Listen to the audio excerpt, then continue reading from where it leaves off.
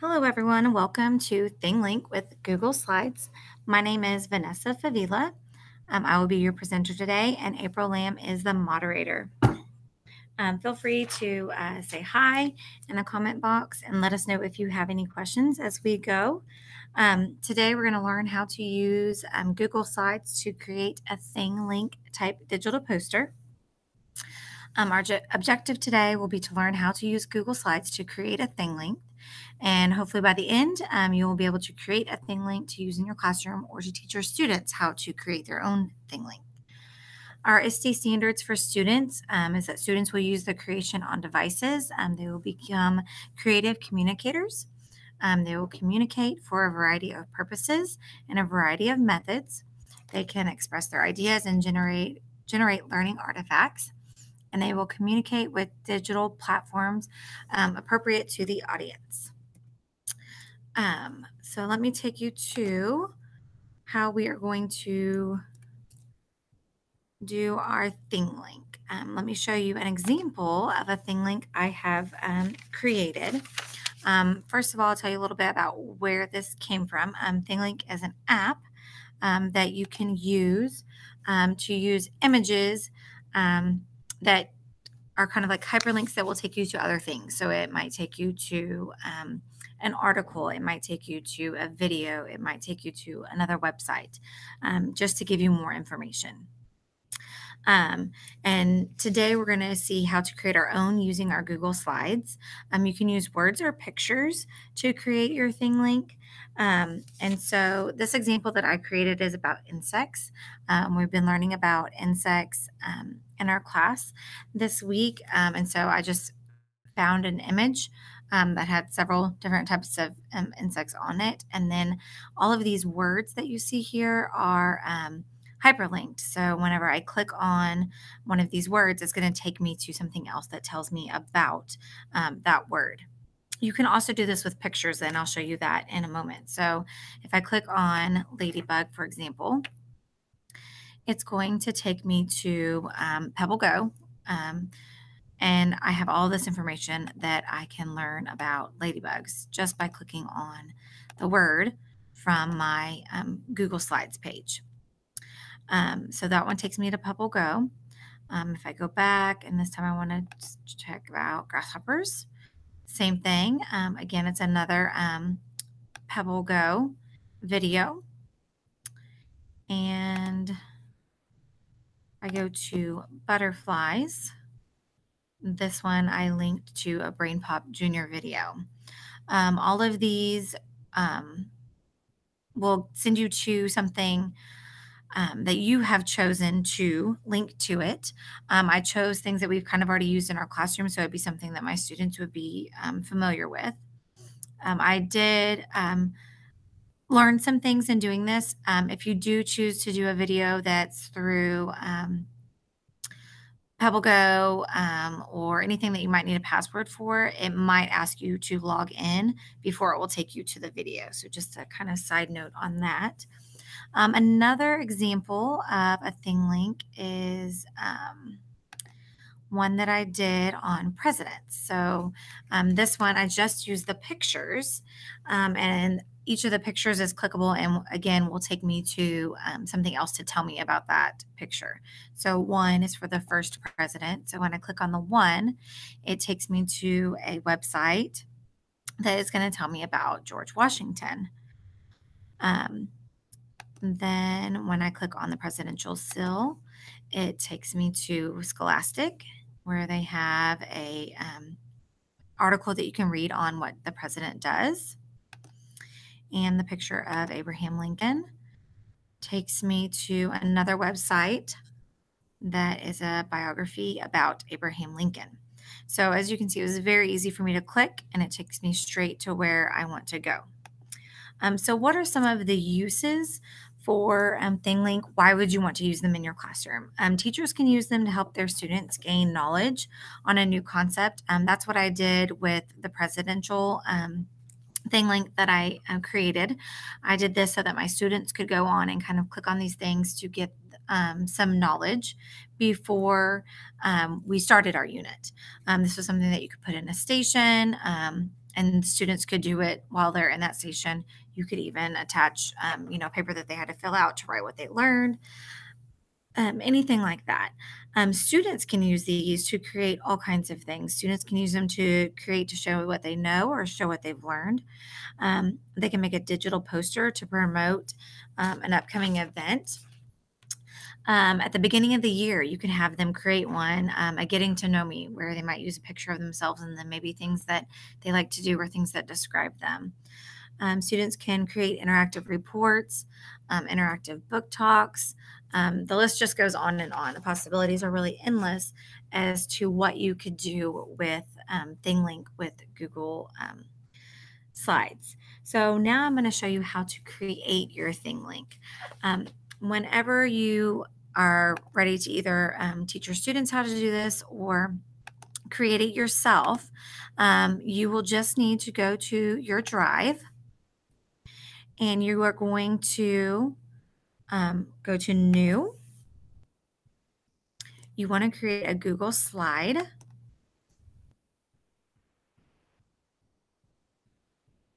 And once it loads your slide, if you want to edit the size to make it more of a poster size, you can. And so the way you do that is you go to File, Page Setup down toward the bottom.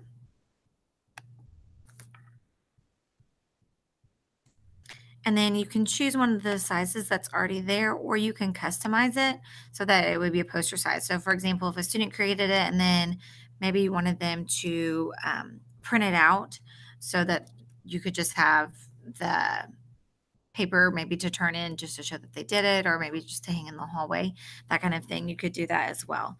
So you can change it to the paper size. So you want to change it to an 8.5 by 11. And then okay. And then from there, you are ready to begin adding images for the topic that you are sharing. So you can get images from many places. You can have students add images from the web.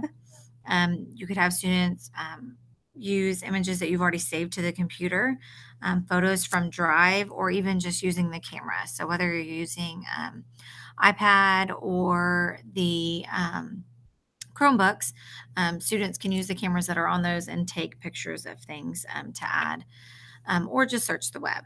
So today I'm just going to show you searching the web, how to do this. So if you just go to Insert, Image, search the web,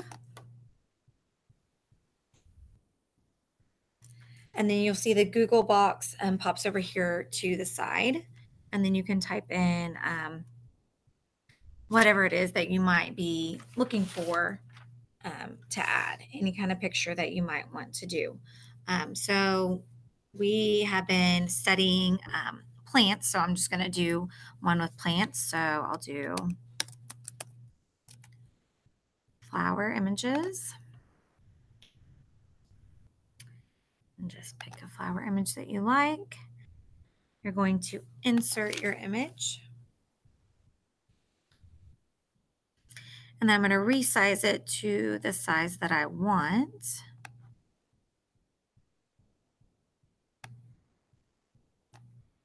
So I want my image to take up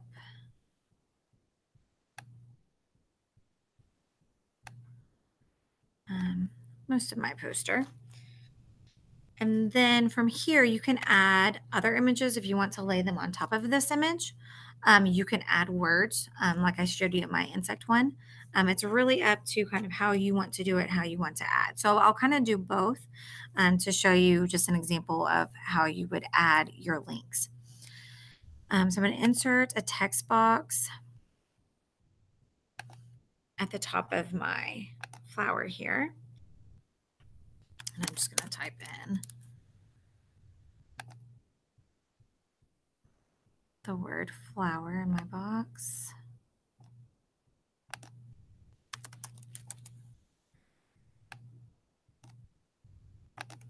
And change the size so I can see it better. You can also um, fix your alignment and all of those kinds of things, however you see fit for your poster. I'm going to change my font.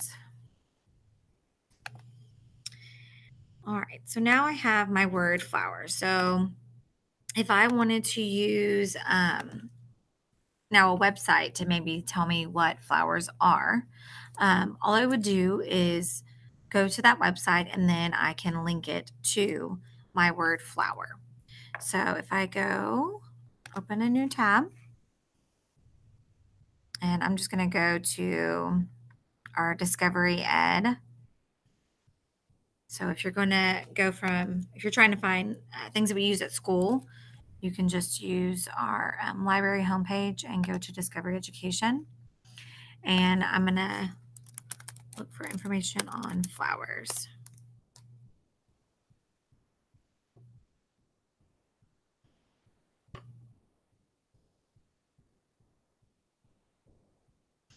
Okay, so as you can see, there's lots of videos here. So I can choose, I don't want something that's going to be very long, but I might want to do something that's going to go with my grade level as well. You can see the grades down here at the bottom. Those are, there's images, there's video segments, different things. So we'll do this one that's just 31 seconds. So I'm going to go ahead and click it like I'm going to play it. And then I'm just going to right click to copy the link. And then I will go back to my poster page. Then I'm going to highlight my word flower. And I'm going to right click. You see link is down here at the bottom. When I click on link, I can paste my link from Discovery Ed and apply. And then now that Discovery Ed video is linked to my word flower. You can do the exact same thing with images. So if I wanted to make another image, I'm going to search the web again. This time I'm going to look for the word leaf or image of a leaf. And insert that onto my picture.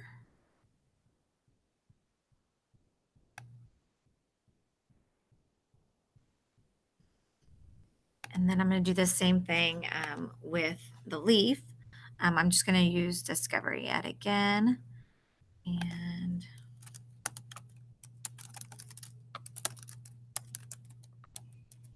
look up and see if there's anything on parts of the flower.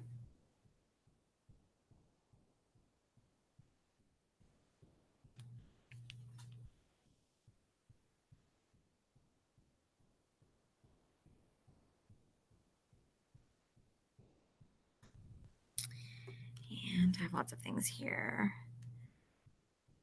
Flower parts.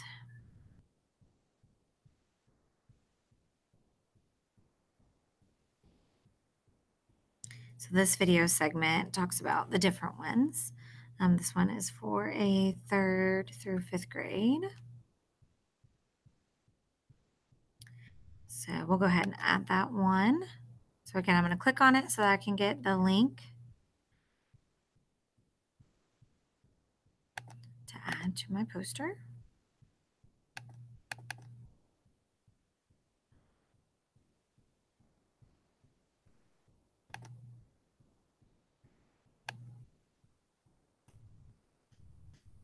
Okay, so I'm going to copy this link, go back.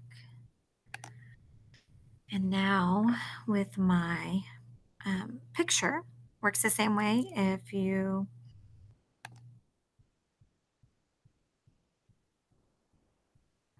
sorry, my mouse is not working right. If you click on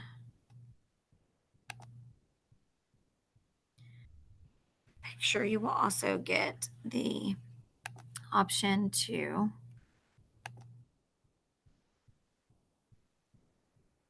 insert your link.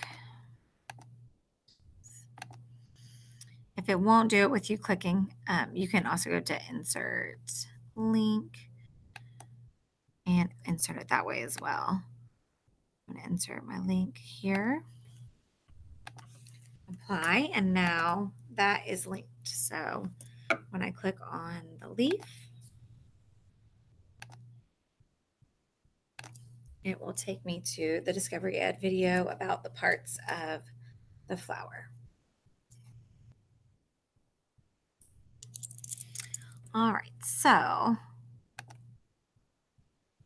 when you are adding things to your slide, like I said, you can use words and just add your links to your words.